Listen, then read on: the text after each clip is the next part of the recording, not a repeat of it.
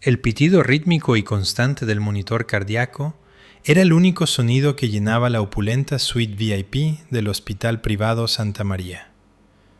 Lucía yacía allí agotada, con el cuerpo temblando tras 12 horas de parto, esperando a la única persona que juró protegerla. Pero cuando las pesadas puertas de roble finalmente se abrieron, no fue el consuelo lo que entró, fue una pesadilla. Su esposo, Alberto, no llegó solo. Entró con el brazo alrededor de su asistente Elena, cuyos ojos fríos brillaban con malicia. Lucía intentó gritar cuando Elena no buscó un paño reconfortante, sino la válvula de oxígeno que mantenía estables a Lucía y a su bebé. Pensaron que ella era débil. Pensaron que su padre era solo un viejo pobre y senil, que no sería capaz de hacerle daño a una mosca. Estaban profundamente equivocados. Acababan de declarar la guerra al hombre más peligroso que jamás conocerían. El dolor llegaba en oleadas, como una marea que amenazaba con hundir a Lucía. Se aferró a la fría barandilla metálica de la cama del hospital, con los nudillos blancos. Estaba sola. Las enfermeras habían salido para prepararse para las etapas finales, dejándola bajo la tenue luz dorada de la suite de partos más cara de la ciudad. «Alberto», susurró ella con la voz quebrada, «¿dónde estás?» Su teléfono estaba en la mesita de noche, en silencio. Lo había llamado 10 veces. Él era el director ejecutivo de Logística Castillo, un imperio en ascenso en el mundo de la tecnología. Estaba ocupado, ella lo sabía. Siempre le decía que su trabajo era para su futuro, para la familia que estaban construyendo. Pero hoy era el día. Su hija iba a nacer. Seguramente una reunión no podía ser más importante que esto. La puerta hizo clic. El corazón de Lucía dio un vuelco. Giró la cabeza, con el sudor pegando su cabello oscuro a la frente, esperando ver el rostro atractivo y arrepentido de Alberto. Esperaba que corriera a su lado, le besara la mano y le dijera que la amaba. Alberto entró, pero no tenía prisa y no lo sentía. Entró en habitación vistiendo un traje azul marino hecho a medida, luciendo como si acabara de salir de una victoria en la sala de juntas. Pero lo que congeló la sangre en las venas de Lucía fue la mujer que caminaba a su lado, Elena. Elena era la asistente ejecutiva de Alberto. Era alta, rubia y sorprendentemente hermosa, con una falda de tubo ajustada y una blusa de seda que costaba más que el primer coche de Lucía. Lucía siempre había intentado ser amable con Elena, a pesar de que la mujer la miraba con un desprecio apenas velado en las fiestas de la empresa. «Alberto», logró articular Lucía, con la confusión nublando su dolor. «¿Qué hace ella aquí? Yo te necesito». Alberto se detuvo a los pies de la cama. No miró el rostro de Lucía. Miró el monitor que mostraba el ritmo cardíaco del bebé. «¿Eres tan dramática, Lucía?», dijo Alberto, con voz suave y desprovista de calor. «Traje a Elena porque tengo una reserva para cenar en 1 hora. Necesitaba pasar para ver si ya habías terminado. Tengo inversores con los que reunirme». «¿Terminado?», Lucía jadeó cuando una contracción se apoderó de su cuerpo. Gritó, arqueando la espalda. «Alberto, el bebé ya viene. Llama al médico. ¿Por qué hablas de cenar?». Elena se rió entre dientes. Fue un sonido seco y hueco. Caminó por el lado de la cama, sus tacones haciendo un clic siniestro sobre el azulejo pulido. Se detuvo justo al lado de la máquina que bombeaba oxígeno a la cánula nasal de Lucía. «Parece débil, Alberto», dijo Elena, inclinando la cabeza. «¿Estás seguro de que es lo suficientemente fuerte para ser la madre de tu heredera? Parece un pájaro moribundo». «Está bien», dijo Alberto, consultando su Rolex. «Solo lo alarga para llamar la atención. Siempre ha sido necesitada. Ese es el problema de casarse con un caso de caridad. Su padre es un jardinero, por el amor de Dios. No tiene agallas». Los ojos de Lucía se abrieron de par en par. «No hables así de mi padre. Es un buen hombre. Alberto, por favor. No puedo respirar bien. ¿El dolor?» «¿No puedes respirar?», preguntó Elena suavemente. Extendió una mano manicurada y la apoyó en la válvula de flujo del tanque de oxígeno. ¿Sabes, Alberto? Si algo sucediera, las complicaciones son comunes en el parto, ¿no? Especialmente con mujeres de estirpe más débil.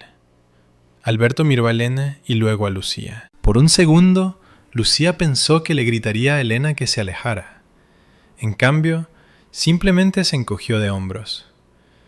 Si ella no lo logra, el acuerdo prenupcial queda anulado, murmuró Alberto casi para sí mismo. Me quedo con todo. Y me quedo con el bebé. No, susurró Lucía, el terror atravesando la niebla del parto. ¿Qué estás diciendo? Elena sonrió. Está diciendo, cariño, que eres mercancía caducada. Con un giro brusco y deliberado, Elena cerró la válvula. El silbido del oxígeno se detuvo. Lucía jadeó, sus pulmones luchando de repente por un aire que no estaba allí. El pánico se instaló instantáneamente. La habitación empezó a dar vueltas. La contracción llegó a su punto máximo y, sin el oxígeno, el dolor se volvió cegador. El ritmo del monitor cardíaco comenzó a acelerarse, errático y furioso. Bip, bip, bip, bip. ¡Alberto!, gritó Lucía, pero salió como un silbido. ¡Ayúdame! Alberto no se movió. Simplemente observó con una mirada de morbosa curiosidad en su rostro. Vámonos, Elena. Las enfermeras volverán en 5 minutos. La naturaleza sigue su curso. Adiós, Lucía, susurró Elena, inclinándose hacia el oído de Lucía. No te preocupes, seré una gran madre para tu hija. Se dieron la vuelta y salieron. La pesada puerta se cerró con un clic, sellando a Lucía con el silencio y la oscuridad asfixiante. El botón de pánico. Lucía sabía que tenía que alcanzarlo. Colgaba de un cordón rojo cerca de la almohada, pero en sus sacudidas se había deslizado por el costado de la cama. Su visión se estaba nublando. Manchas negras bailaban ante sus ojos. Su bebé. Tenía que salvar a su bebé. Con el último gramo de sus fuerzas, lanzó su brazo sobre el costado de la cama, sus dedos rozando el botón de plástico. No pudo agarrarlo. Golpeó su mano contra el riel lateral, haciendo un fuerte estruendo. Luego, otro estrépito. Tiró la jarra de agua de la mesa. Se hizo añicos. Momentos después, o quizás horas, el tiempo se estaba derritiendo. La puerta se abrió de golpe. ¡Señora Castillo! Era la enfermera Juana. Corrió hacia la cama, con los ojos muy abiertos al ver la válvula de oxígeno cerrada y los labios azules de Lucía. Código azul, necesito ayuda en la 402. Traigan al médico de guardia ahora. La habitación se llenó de gente. Batas blancas, voces urgentes, el desgarro de velcros, el pinchazo agudo de agujas. Lucía sintió que se alejaba. Lo último que vio fueron las baldosas del techo desdibujándose en un abismo blanco. Lo siento, papá, pensó. Elegí al hombre equivocado. 2 horas más tarde, la sala de espera del Santa María estaba tranquila. Era una sala VIP llena de sillones de cuero, máquinas de café expreso y arte abstracto. Sentado en una esquina, agarrando una gorra desgastada, estaba un anciano. Vestía una camisa de franela desteñida, pantalones remendados en las rodillas y botas de trabajo pesadas que habían visto décadas de barro. Sus manos estaban callosas y ásperas, las manos de un hombre que trabajaba la tierra. Este era Santiago, el padre de Lucía. Se sentó perfectamente inmóvil, mirando al suelo. Las puertas dobles se abrieron. El doctor Reyes, el jefe de obstetricia, salió. Parecía cansado. Santiago se levantó de inmediato. No se apresuró, pero su presencia llenó la habitación a pesar de su ropa andrajosa. ¿Mi hija?, preguntó. Su voz era grave y profunda. El doctor Reyes suspiró, ajustándose las gafas. Miró a Santiago con un toque de lástima. Sabía quién era el marido, Alberto Castillo, el multimillonario magnate de la tecnología. y asumió que este anciano era solo el pobre suegro que había tenido la suerte de entrar en una familia rica. «Señor Mendoza, ¿verdad?», preguntó el doctor Reyes. «Sí. ¿Cómo está Lucía?» «Está estable», dijo el médico, eligiendo sus palabras con cuidado. «Pero estuvo muy cerca. Hubo un incidente con su suministro de oxígeno. Sufrió una hipoxia severa. Actualmente se encuentra en un coma inducido médicamente para permitir que su cerebro sane. Trajimos al bebé mediante una cesárea de emergencia. Una niña». Los ojos de Santiago, habitualmente cálidos y arrugados por las líneas de la sonrisa, se volvieron fríos. ¿Suministro de oxígeno? ¿El equipo estaba defectuoso? El doctor Reyes vaciló. Había recibido la visita de Alberto Castillo hacía solo 10 minutos. Se había mencionado una donación sustancial para el ala del hospital, un recordatorio de quién pagaba las facturas. «Fallo del equipo», mintió el doctor Reyes, mirando su portapapeles. «Sucede, estamos investigando. Pero francamente, señor Mendoza, la constitución de su hija era débil. El estrés del parto...» «¿Dónde está su marido?», lo interrumpió Santiago. «El señor Castillo estaba angustiado», mintió el médico de nuevo. «Tuvo que irse para encargarse de negocios urgentes para pagar estos tratamientos. Dejó instrucciones de que usted no debe molestar al bebé en la unidad de cuidados intensivos neonatales». Santiago no gritó, no lloró. Se puso lentamente la gorra en la cabeza. «Ya veo», dijo Santiago. «¿Puedo ver a mi hija?» «Brevemente. No podrá oírle». Santiago pasó junto al médico, sus pesadas botas golpeando suavemente la alfombra. Entró en la habitación de la UCI, donde yacía Lucía, conectada a una docena de máquinas. Parecía tan pequeña. Santiago caminó a su lado y tomó su mano flácida en su palma áspera y cicatrizada. «Te dije que era una serpiente, Lucía», susurró Santiago, su voz temblando por primera vez. «Pero dejé que te casaras con él porque lo amabas. Me hice a un lado. Interpreté al pobre jardinero porque querías una vida normal. No querías mi sombra sobre ti». Se inclinó y besó su frente. «Pero la sombra está volviendo ahora». Santiago sacó de su bolsillo un teléfono plegable de aspecto barato. Era un modelo viejo, pegado con cinta adhesiva. Para cualquiera que lo viera, parecía basura. Marcó un número. «Sí», respondió una voz al otro lado, eficiente y cortante. «Soy yo», dijo Santiago. El temblor había desaparecido de su voz. Fue reemplazado por un tono de mando capaz de derribar edificios. «Activen el protocolo fantasma». La voz al teléfono sonó sorprendida. «No hemos usado eso desde las guerras de fusiones del 98. ¿Estás seguro? Eso significa tierra quemada total». «Mi hija está en coma. Cortaron su oxígeno», dijo Santiago, con los ojos fijos en el rostro pálido de Lucía. «Quiero a Alberto Castillo destruido, no solo en la quiebra. Quiero que sea borrado. Quiero que pierda su empresa, su reputación, su amante y su libertad. Y quiero que suceda lentamente». «Entendido, señor. ¿Cuál es su primera orden?» Santiago miró su reflejo en la ventana del hospital. Ya no parecía un jardinero. «Compren el hospital», dijo Santiago. «Ahora mismo. Quiero ser el dueño del suelo que pisa cuando regrese». «Considere lo hecho, señor Mendoza». Santiago colgó el teléfono. Se sentó en la silla junto a la cama de Lucía y esperó. El jardinero se había ido. El titán había regresado. El corcho del champán saltó con un sonido festivo en el ático de lujo con vistas al horizonte de la ciudad. Alberto Castillo se rió, echando la cabeza hacia atrás mientras recibía el líquido espumoso en una copa de cristal. Elena estaba recostada en el sofá de terciopelo, navegando por su teléfono con una sonrisa de satisfacción en sus labios rojos. «Por la libertad», brindó Alberto, levantando su copa.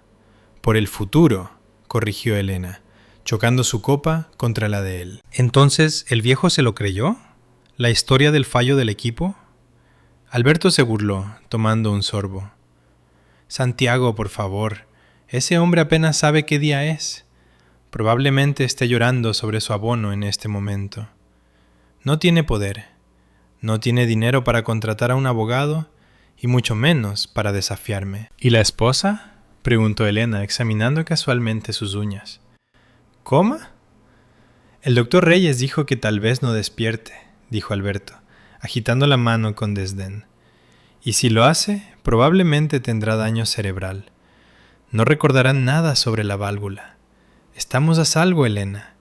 Y lo mejor de todo, como ella está incapacitada, tengo el poder notarial. Controlo sus activos, que no son nada, pero lo más importante, tengo la custodia total de la niña. Ah, la niña. Elena arrugó la nariz. ¿Tenemos que quedárnosla? Va a ser ruidosa. Niñeras, dijo Alberto. Contrataremos a 3. Ni siquiera sabrás que está allí. Pero la niña es un accesorio. Un padre soltero afligido dedicado a su hija. La prensa se lo tragará. Mis acciones se dispararán. Alberto caminó hacia la ventana, mirando las luces de la ciudad. Se sentía invencible. Se había deshecho de una esposa aburrida, mantenía su fortuna y había ascendido a una pareja más atractiva y ambiciosa. Por cierto, dijo Alberto, volviéndose hacia Elena, tengo una reunión de la Junta mañana. Finalmente cerraremos el trato con el Grupo Alfa. Una vez que se firme, seré oficialmente multimillonario. ¡Qué sexy!, ronroneó Elena. En ese momento, el teléfono de Alberto vibró. Era un número desconocido. ¿Quién es?, respondió molesto. Señor Castillo, habló una voz administrativa tranquila. Esta es la administración del Hospital Santa María. Ya hablé con Reyes, envíen cheque. ¿Qué quieren? Ha habido un cambio en la administración, señor Castillo. El hospital ha sido adquirido por un holding privado hace 10 minutos. Alberto frunció el ceño. ¿Y qué? Eso no me concierne. En realidad sí. Los nuevos propietarios han ordenado una auditoría completa de todas las grabaciones de seguridad y registros de equipos con respecto al incidente en la suite 402 y han revocado sus privilegios VIP. Tiene prohibido entrar a las instalaciones con efecto inmediato. ¡Perdone! Alberto se rió incrédulo. ¿Sabe quién soy? Yo prácticamente financié su ala de maternidad. ¿Quién es este nuevo dueño? Quiero hablar con él. El propietario prefiere permanecer en el anonimato, señor Castillo, pero le dejó un mensaje. ¿Qué mensaje?, espetó Alberto. El mensaje es: las malas hierbas se arrancan de raíz. La línea se cortó. Alberto se quedó mirando el teléfono. ¿Qué demonios? ¿Qué pasa?, preguntó Elena, sentándose. Alguna tontería burocrática del hospital, murmuró Alberto, sacudiéndose el escalofrío repentino que le había recorrido la espalda. Alguien compró el lugar, probablemente alguna firma de capital privado tratando de presumir. Las malas hierbas se arrancan de raíz. Suena a basura de galleta de la fortuna. Se sirvió otra copa de champán. Olvídalo, mañana es el trato con Alfa. Después de eso, compraré el maldito hospital yo mismo y despediré a todos. Poco sabía Alberto que el Grupo Alfa era una empresa fantasma, y el hombre sentado a la cabecera de la mesa para el Grupo Alfa no era un extraño. Era el jardinero. La sala de juntas de Logística Castillo era una fortaleza de cristal y acero, suspendida 50 pisos sobre la ciudad. Olía a café expreso, cuero caro y miedo. Alberto estaba al frente de la larga mesa de caoba, con un puntero láser en la mano. Detrás de él, una pantalla de proyección mostraba un gráfico con una línea que subía como un cohete. «Caballeros», dijo Alberto, su voz resonando con confianza. «Y señoras», asintió hacia Elena, que estaba sentada a su derecha, tomando notas en un iPad, luciendo como la perfecta asistente ejecutiva mientras le lanzaba miradas secretas y coquetas. Hoy marca el comienzo de una nueva era, continuó Alberto. El Grupo Alfa ha aceptado una inyección de 200 millones de euros. Este capital no solo salvará nuestra división logística, sino que aplastará a nuestros competidores. Firmamos los papeles a las 10 de la mañana. Consultó su Rolex. Eran las 9:58 de la mañana. Los miembros de la junta, un grupo de hombres y mujeres de cabello canoso con trajes oscuros, asintieron con la aprobación. Habían estado preocupados por los recientes problemas de flujo de caja de la empresa, problemas que Alberto había ocultado cuidadosamente con una contabilidad creativa. Pero este trato lo arreglaría todo. ¿Quién es el representante de Alfa?, preguntó el señor Hernández, el director financiero, un hombre nervioso. Hemos tratado enteramente a través de intermediarios. Es inusual. ¿Acaso importa?, se burló Alberto. El dinero es dinero, Hernández. Probablemente envíen a algún abogado con un traje barato para firmar en la línea punteada. Exactamente a las 10 de la mañana, las pesadas puertas dobles al otro extremo de la sala no solo se abrieron, fueron empujadas de par en par por dos hombres corpulentos con trajes negros. No eran seguridad del edificio, parecían contratistas militares privados. Alberto frunció el ceño. ¿Qué es esto? ¿Quiénes son ustedes? El guardia se hizo a un lado. Un hombre entró. El silencio en la sala fue absoluto. Era Santiago, pero no era el Santiago que Alberto conocía. Habían desaparecido los pantalones remendados, la camisa de franela y las botas manchadas de tierra. Había desaparecido la postura encorvada del humilde jardinero que traía verduras a la puerta trasera de Alberto los domingos. Este Santiago medía 1,88, con la espalda recta como una vara. Vestía un traje de 3 piezas color gris carbón, hecho a medida en Savile Row. El tipo de traje que costaba más de lo que la mayoría de la gente ganaba en un año. Un reloj de platino brillaba en su muñeca, y su cabello plateado estaba peinado hacia atrás, revelando un rostro que parecía tallado en granito. No parecía un jardinero, parecía un emperador. Detrás de él caminaba una falange de 6 abogados, todos cargando maletines. Alberto parpadeó, su cerebro luchando por procesar la imagen. Soltó una risa confusa y nerviosa. ¿Santiago?, preguntó Alberto, dejando caer su puntero láser sobre la mesa. ¿Qué diablos haces aquí? ¿Te perdiste buscando el ascensor de servicio? Elena levantó la vista, con los ojos muy abiertos. ¿Ese es el padre? ¿Por qué está vestido así? Santiago no respondió. Ni siquiera miró a Alberto. Caminó con calma hacia la cabecera de la mesa. Los miembros de la junta, sintiendo el cambio en la presión atmosférica, instintivamente echaron sus sillas hacia atrás. «¡Seguridad!», gritó Alberto, con el rostro enrojecido. «¡Saquen a este hombre de aquí! Está invadiendo propiedad privada. Es mi suegro. Está senil y abrumado por el dolor». Uno de los guardias de seguridad del vestíbulo apareció en la puerta, sin aliento. «Señor Castillo, intenté detenerlos, pero...» «¿Pero qué?», gritó Alberto. «Pero él es el dueño del edificio, señor», tartamudeó el guardia. La sala quedó en un silencio sepulcral. Alberto se congeló. ¿Perdón? Santiago finalmente se detuvo. Se paró en el extremo opuesto de la mesa, frente a Alberto directamente.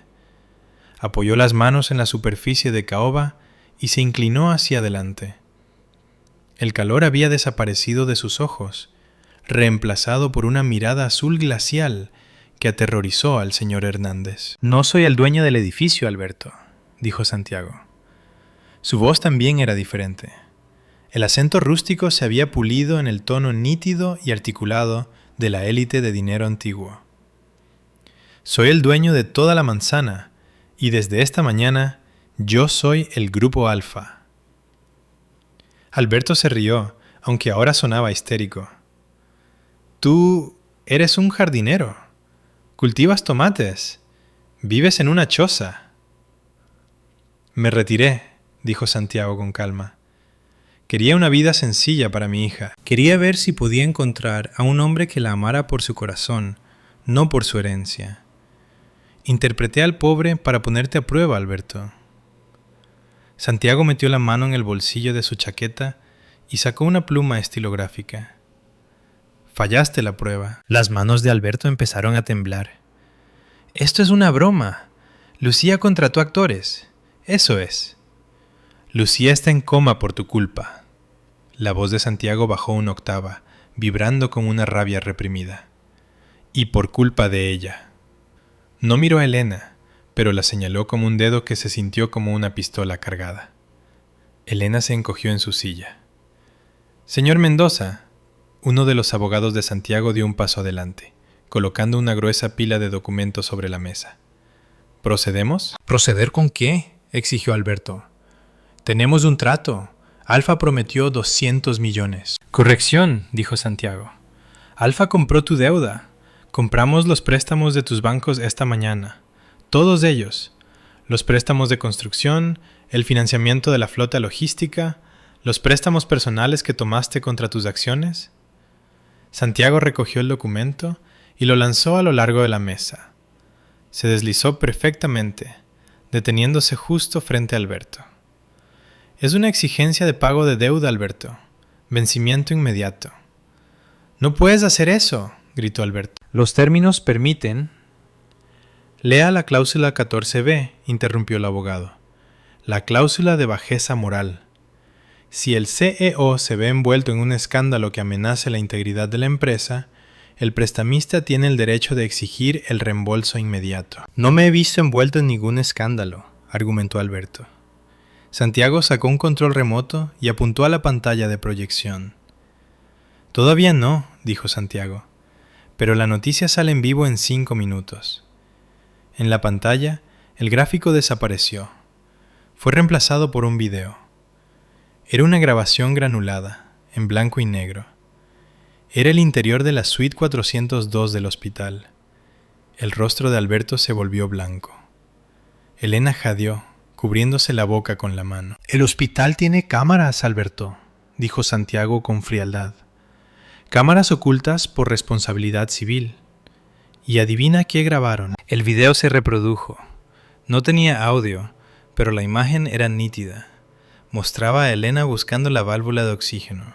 Mostraba a Alberto consultando su reloj, indiferente.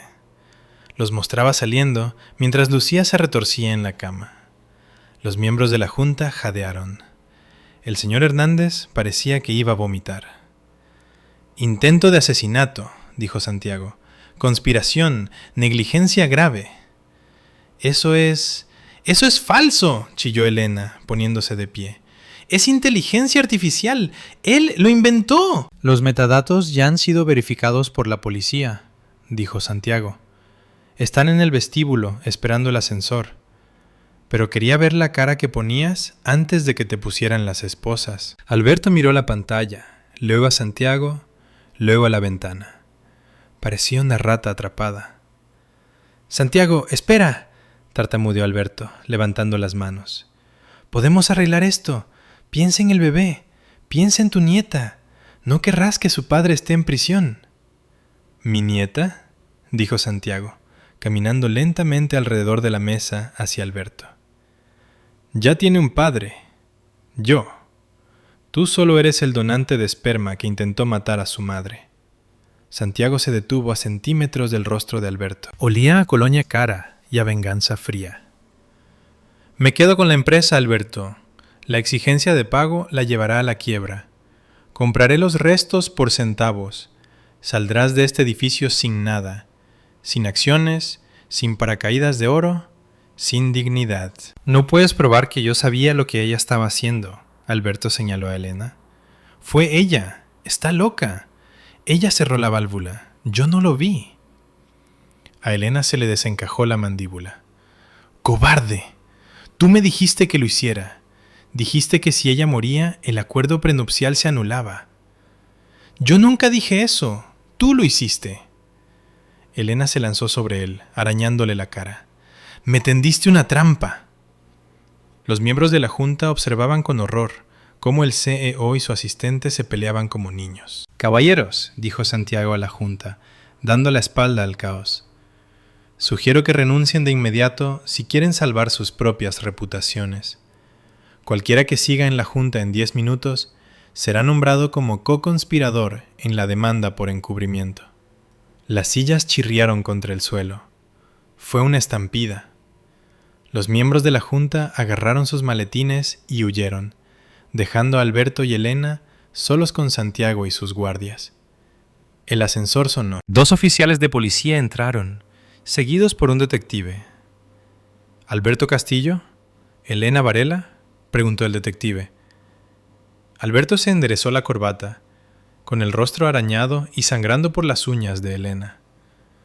«Oficial, gracias a Dios, este hombre me está acosando, está invadiendo mi propiedad». El detective lo ignoró, miró a Santiago y asintió con respeto. «Señor Mendoza, tenemos la orden». «Llévenselos», dijo Santiago, dándose la vuelta para mirar por la ventana hacia la ciudad de la que prácticamente era dueño. «¡Están cometiendo un error!», gritaba Alberto mientras el oficial lo estrellaba contra la mesa y le esposaba las manos a la espalda. «¡Soy un CEO! ¡Soy multimillonario!». «Estás en la quiebra, Alberto», dijo Santiago sin volverse. «Revisa tu teléfono». Alberto no podía revisar su teléfono. Sus manos estaban esposadas, pero escuchó las notificaciones sonando incesantemente en su bolsillo. Ping, ping, ping. Alertas de acciones desplomándose, llamadas de margen, activos congelados mientras arrastraban a Alberto y a una Elena gritando fuera de la sala. Alberto miró hacia atrás al anciano parado junto a la ventana. «¿Quién eres realmente?», gritó Alberto, con la desesperación quebrando su voz. Santiago giró la cabeza ligeramente, lo suficiente para que Alberto viera la sonrisa fría. «Soy el jardinero», dijo Santiago, «y acabo de sacar la basura». La caída de Alberto Castillo fue rápida y brutal. Fue el tipo de escándalo que dominó el ciclo de noticias durante semanas. El video de la habitación del hospital se filtró, misteriosamente, a todos los principales medios de comunicación. El hashtag Justicia para Lucía fue tendencia mundial. Logística Castillo colapsó en 48 horas. Santiago Mendoza compró los activos por una fracción de su valor, los integró en su enorme conglomerado Industrias Mendoza y despidió a todos los ejecutivos que alguna vez habían menospreciado a su hija. Pero a Santiago no le importaban los negocios. Pasaba sus días en la UCI, sentado en la silla incómoda junto a la cama de Lucía, leyéndole. Le leía sus libros favoritos de la infancia. Le hablaba de su hija, a quien las enfermeras habían apodado Milagro. La bebé estaba sana, era enérgica y tenía los ojos de Lucía. Pasaron 3 semanas. Los médicos eran pesimistas. Hablaban de actividad cerebral disminuida y centros de cuidados a largo plazo. Santiago despidió a esos médicos y trajo a especialistas de Suiza y Japón. «Despierta, Lucía», susurró Santiago una tarde lluviosa de martes. «Tienes que ver lo que hice, lo quemé todo por ti. Pero no importa si no estás aquí». Sostuvo su mano, con la cabeza inclinada en oración. Entonces lo sintió. Un espasmo. La cabeza de Santiago se levantó de golpe. Los párpados de Lucía temblaron. El monitor cardíaco registró un ritmo más rápido. «Lucía». Sus ojos se presentaron.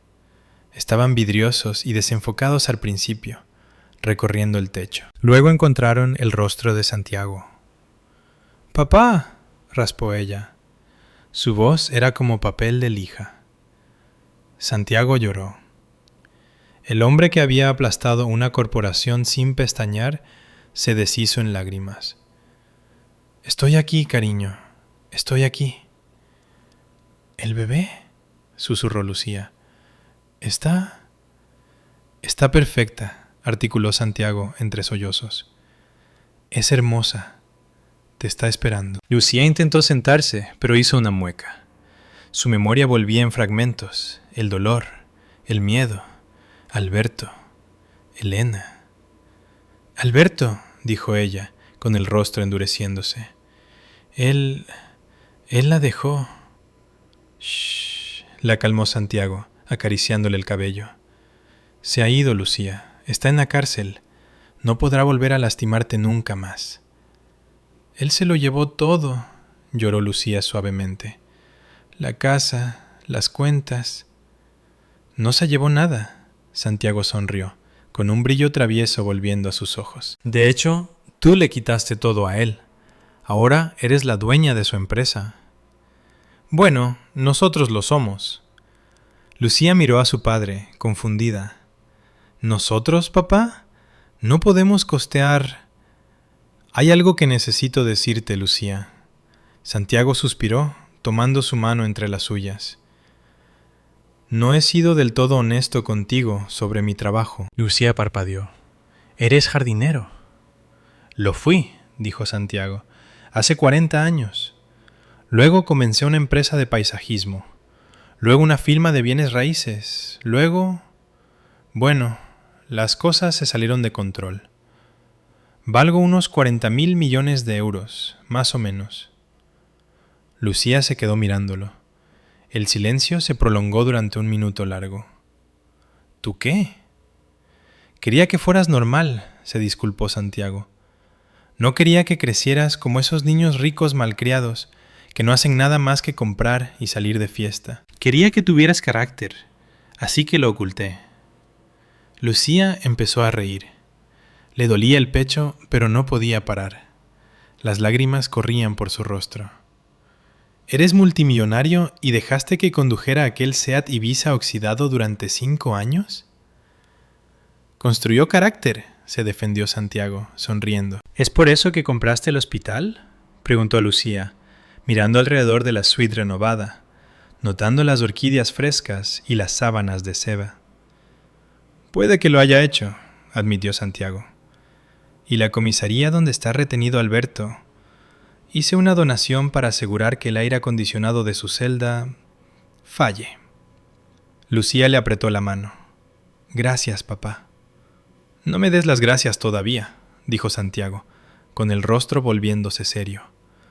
La guerra no ha terminado. Alberto salió bajo fianza. Su abogado es un charlatán que intenta que el video sea desestimado por un tecnicismo. Dicen que fue una grabación ilegal. Los ojos de Lucía se entrecerraron. El miedo había desaparecido, reemplazado por un fuego frío que igualaba al de su padre. Está fuera por ahora. El juicio es del mes que viene. Lucía intentó incorporarse de nuevo. Esta vez ignoró el dolor. Consígueme una silla de ruedas, dijo Lucía. Lucía, necesitas descansar. Consígueme una silla de ruedas, papá, repitió. Y tráeme a mi hija. Y luego, tráeme un abogado. No voy a dejar que tú pelees todas mis batallas. Soy una Mendoza, ¿no? Santiago radiaba orgullo. Sí, sí lo eres. El día del juicio, las escalinatas del Tribunal Supremo parecían más un evento de alfombra roja para el estreno de una película retorcida que un procedimiento legal. Camionetas con antenas satelitales bordeaban las calles y los reporteros luchaban por una posición detrás de las barricadas. El público había sido alimentado con una dieta constante de rumores durante semanas. ¿Era el video falso? ¿Le tendieron una trampa al multimillonario? ¿Era el jardinero realmente un magnate secreto? Dentro de la sala del tribunal, el ambiente era de olla a presión. El aire acondicionado zumbaba, luchando por enfriar la abarrotada galería. Alberto se sentó a la mesa de la defensa. Lucía descansado, vistiendo un traje gris claro, diseñado para hacerlo parecer accesible, más suave. A su lado se sentaba su abogado, Arturo Piqué. Piqué era conocido en los círculos legales como la víbora. Costaba 5.000 euros la hora y nunca había perdido un caso de alto perfil. Su estrategia siempre era la misma: confundir, retrasar y destruir el carácter de la víctima. En la primera fila de la galería estaba sentado Santiago Mendoza. Estaba solo, con la postura rígida. Vestía de negro, luciendo como una parca esperando recolectar un alma. El asiento a su lado estaba vacío. ¡Todos en pie!, bramó el alguacil. La jueza Holloway, una mujer severa con cero tolerancia para el teatro, entró y tomó asiento. Pueden sentarse. Este es el caso del Estado contra Alberto Castillo y Elena Varela. Cargos de intento de asesinato, conspiración y fraude. Elena se sentaba en una mesa separada con un defensor público. Lucía demacrada, con las raíces de su cabello asomando, despojada de su ropa de diseñador y maquillaje. Alberto se negaba a mirarla. El fiscal Miller, un joven y agudo abogado, se puso en pie. Señoría, el Estado probará que Alberto Castillo y su amante Elena Varela conspiraron para asesinar a Lucía Castillo durante su momento más vulnerable, el parto. Tenemos pruebas de video. Tenemos un motivo. Un acuerdo prenupcial que habría transferido millones al señor Castillo tras la muerte de su esposa. ¡Objeción!, arrastró las palabras Piqué, levantándose lentamente. No miró a la jueza.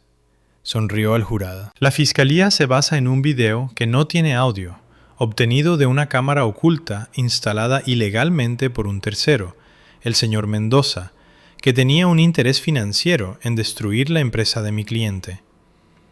Denegada, dijo la jueza Holloway. El video ha sido admitido. Piqué asintió, imperturbable. Sabía que el video era condenatorio. Su plan no era negar que el video existiera. Su plan era reescribir lo que significaba. El juicio se prolongó durante horas. La fiscalía llamó a las enfermeras que testificaron que la válvula estaba cerrada. Llamaron al doctor Reyes, que sudaba profusamente y admitió que había sido presionado para mentir sobre el fallo del equipo, aunque evitó implicar directamente a Alberto por miedo a perder su licencia. Luego fue el turno de Piqué. Damas y caballeros del jurado, comenzó Piqué, caminando frente a ellos. Vieron un video de una mano girando una válvula. Sí, la señora Varela giró la válvula. ¿Pero por qué? Se detuvo y señaló el asiento vacío junto a Santiago. Lucía Castillo tenía antecedentes de inestabilidad, mintió Piqué con fluidez. La depresión posparto puede comenzar incluso antes del nacimiento. Tenemos testimonios que afirman que Lucía suplicó que el dolor terminara. Estaba histérica. El señor Castillo, en su estado de shock y dolor, intentaba gestionar una situación caótica. Él no ordenó que se cortara el oxígeno. Estaba paralizado por el pánico. ¡Mentiras!, gritó Santiago desde la galería. ¡Orden!, la jueza Holloway golpeó su mazo. Señor Mendoza, un arrebato más y será expulsado. Piqué sonrió. Estaba provocando a Santiago. Quería que el jurado viera a un padre enojado y vengativo. Además, continuó Piqué, sacando un documento, tenemos una declaración jurada de un psicólogo que sugiere que la señora Castillo sufría de delirios. Mi cliente no es un asesino.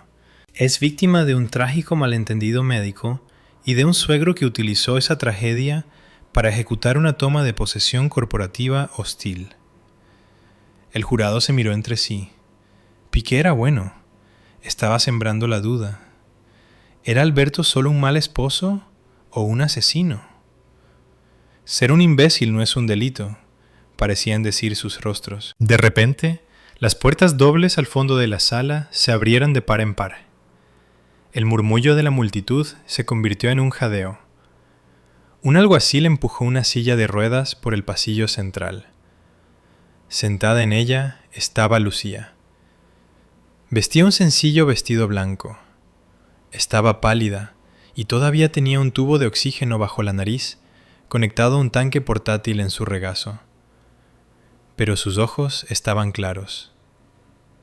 Piqué dejó de caminar. No la esperaba. El informe médico decía que estaría encamada durante meses. Santiago se puso de pie y caminó hacia el pasillo, tomando las manijas de la silla de ruedas del alguacil. Llevó a su hija a través de la verja y la estacionó justo al lado de la mesa del fiscal. Lucía miró directamente a Alberto. Por primera vez en todo el día, la máscara de confianza de Alberto se agrietó. Se removió en su asiento, tirando de su cuello. «Señoría», dijo el fiscal Miller, «el Estado llama a Lucía Castillo al estrado». Piqué saltó. «¡Objeción! La testigo no está en condiciones médicas. Esto es un truco para ganarse la simpatía». «Puedo hablar», dijo Lucía. Su voz era baja, pero llegó hasta el fondo de la sala. «Y quiero testificar». La jueza Holloway miró a Lucía, luego a Piqué. «Denegada, suba al estrado, señora Castillo». Santiago la ayudó a subir al estrado de los testigos. El interrogatorio fue brutal. Piqué la atacó de inmediato en el contrainterrogatorio. «Señora Castillo», dijo Piqué, apoyándose en la barandilla, «¿es cierto que le dijo a su marido que no podía más durante el parto?» «Tenía dolor», dijo Lucía. «Pedí ayuda. No pedí ser asfixiada». «Pero estaba confundida, ¿no? Las drogas, el agotamiento». «¿Puede estar segura al 100% de que lo que cree haber visto no fue una alucinación inducida por la hipoxia?» «Lo vi», dijo Lucía, con la voz temblando ligeramente. «Lo vi mirar su reloj. Lo vi sonreír cuando el aire se detuvo». «¿Vio una sonrisa?», se burló Piqué. «¿O vio una mueca de preocupación? La memoria es algo engañoso, Lucía. Especialmente cuando tu padre se ha pasado el último mes susurrándote veneno al oído mientras te recuperabas». Piqué se volvió hacia el jurado. «Es un títere, damas y caballeros. Un títere para un multimillonario que quiere ser dueño de la ciudad». Alberto sonrió con suficiencia. Pensó que había ganado. El argumento de «su palabra contra la mía» estaba funcionando. Sin audio, todo era cuestión de interpretación. Lucía se miró las manos. Respiró hondo. «Tiene razón», dijo Lucía suavemente. La sala quedó en silencio. Piqué se congeló. «¿Perdón?» «Tiene razón», repitió Lucía, levantando la vista. «La memoria es engañosa, y un video sin audio puede malinterpretarse». Metió la mano en el bolsillo de su vestido y sacó un pequeño dispositivo negro. Parecía una memoria USB. «Por eso no confía en mi memoria». Los ojos de Piqué se agrandaron. «¿Qué es eso?» «A mi marido le encanta la tecnología», dijo Lucía, su voz ganando fuerza. «Insistió en que nuestra casa fuera una casa inteligente. Todo conectado, incluso nuestros teléfonos. Sincronizó mi teléfono con su nube para poder rastrear mi ubicación. Él lo llamaba seguridad. Yo lo llamaba control». Lucía levantó el dispositivo. «Pero olvidó una cosa. Cuando sincronizó nuestras cuentas, funcionó en ambos sentidos. Yo tenía acceso a sus notas de voz. Y a Alberto le encanta el sonido de su propia voz. Graba sus ideas brillantes todo el día». Lucía miró a la jueza.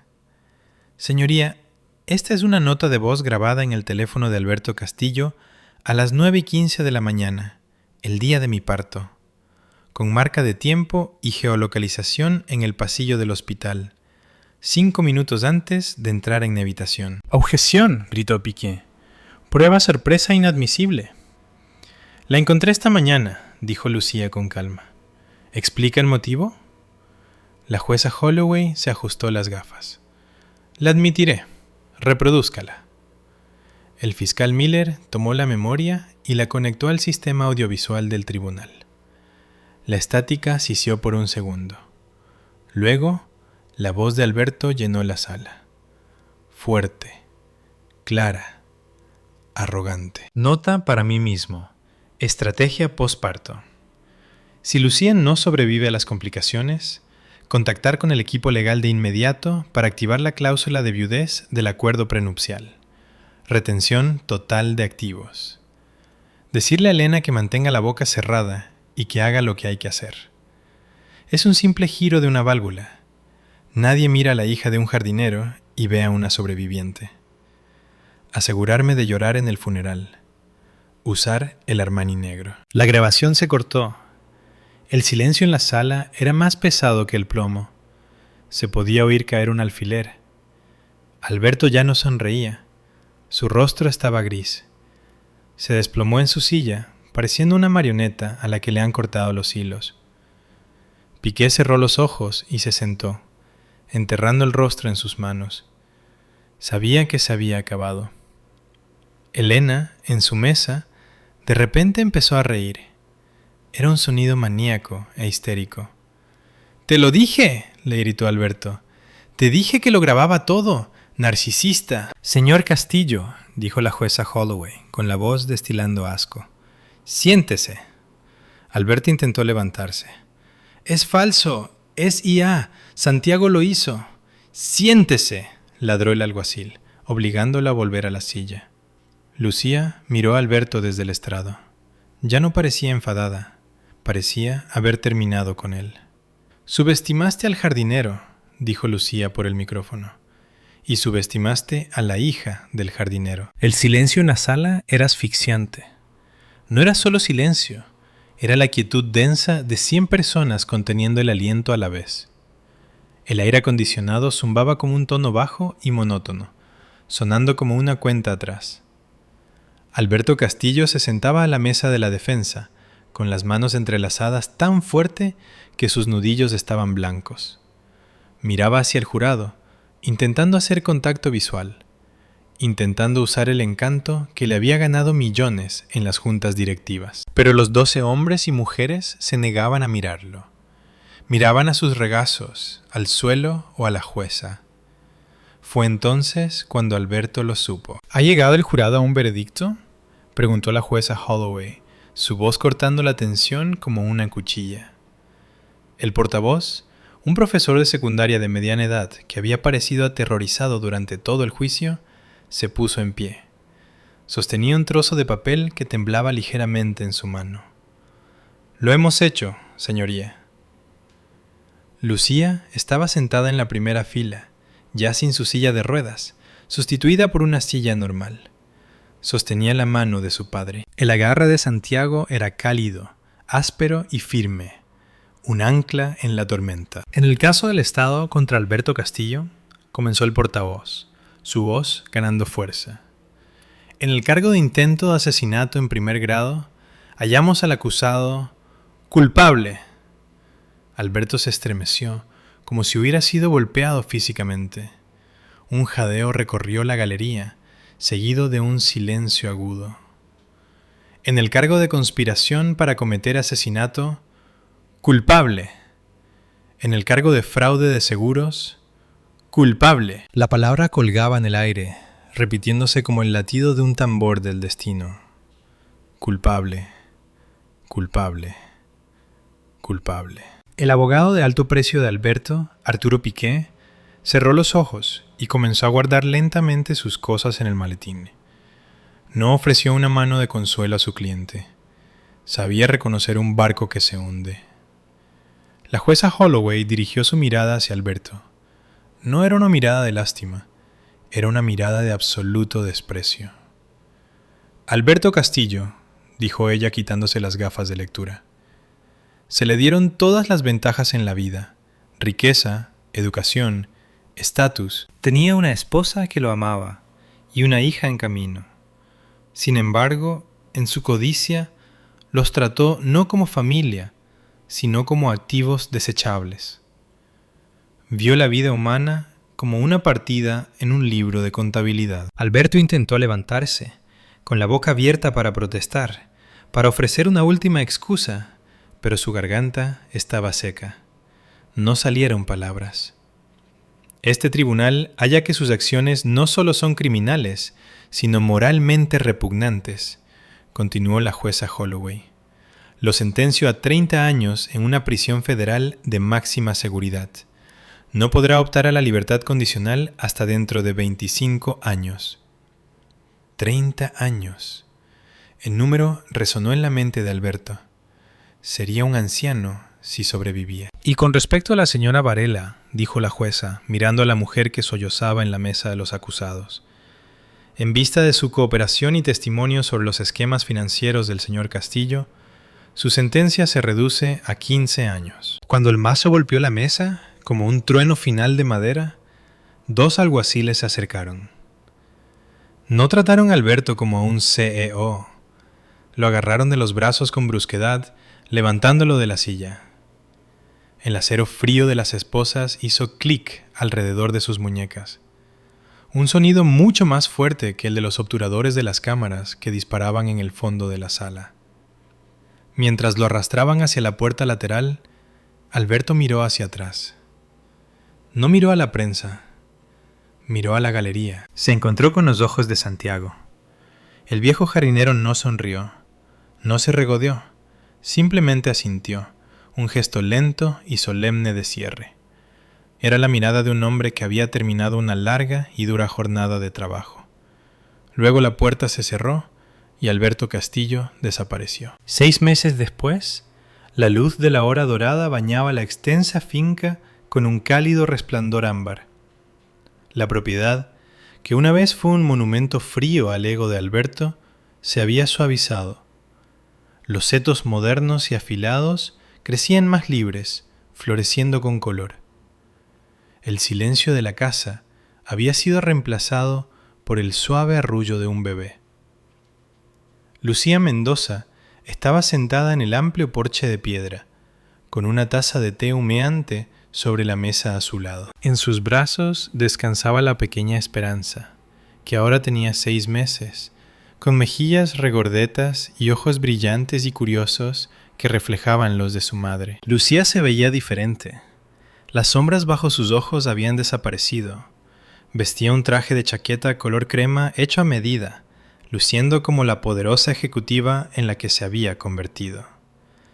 Había tomado las riendas de la rama benéfica de Industrias Mendoza, convirtiendo su dolor en propósito. Pasaba sus días financiando la defensa legal de mujeres atrapadas en matrimonios abusivos, asegurándose de que nadie más se sintiera tan impotente como ella se había sentido en aquella cama de hospital. Un estruendo bajo interrumpió la quietud. Lucía sonrió al ver una camioneta vieja y oxidada subir por la impecable entrada. Parecía cómicamente fuera de lugar junto a los jardines cuidados y las fuentes de mármol. La camioneta se detuvo con una sacudida y Santiago saltó de ella.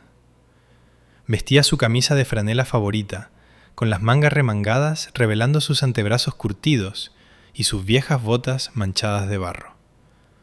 «¡Papá!», se rió Lucía, pasando Esperanza a su cadera mientras bajaba los escalones para recibirlo. «Sabes que eres dueño de una flota de Bentleys, ¿verdad? Eres el presidente de la junta.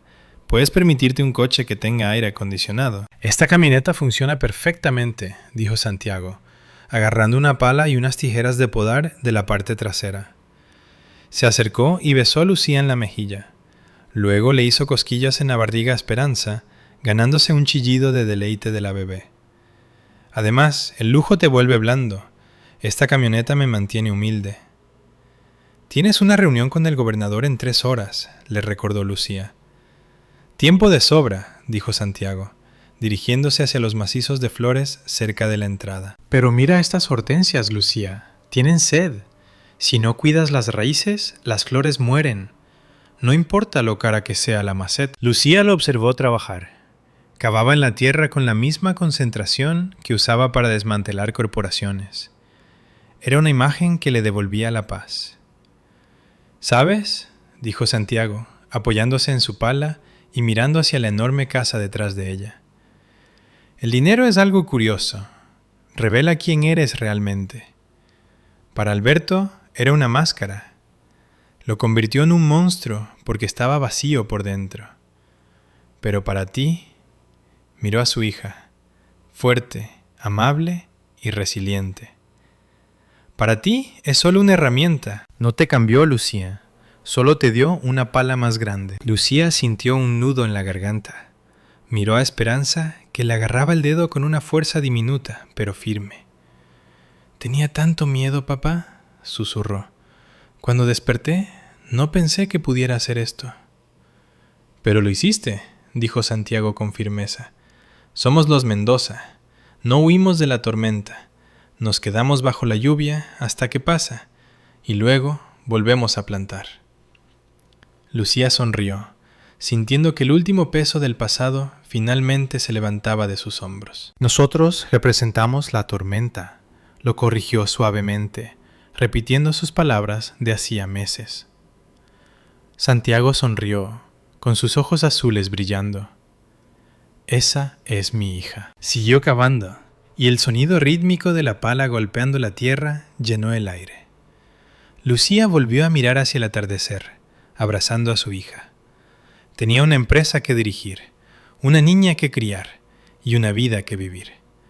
Y si alguien volvía a confundir su amabilidad con debilidad, aprendería de la manera difícil. Nunca te metas con la flor o te clavarás las espinas. Esta historia nos recuerda que la verdadera fuerza no reside en el dinero de tu cuenta bancaria o en el traje que llevas puesto. Reside en la integridad de tu corazón.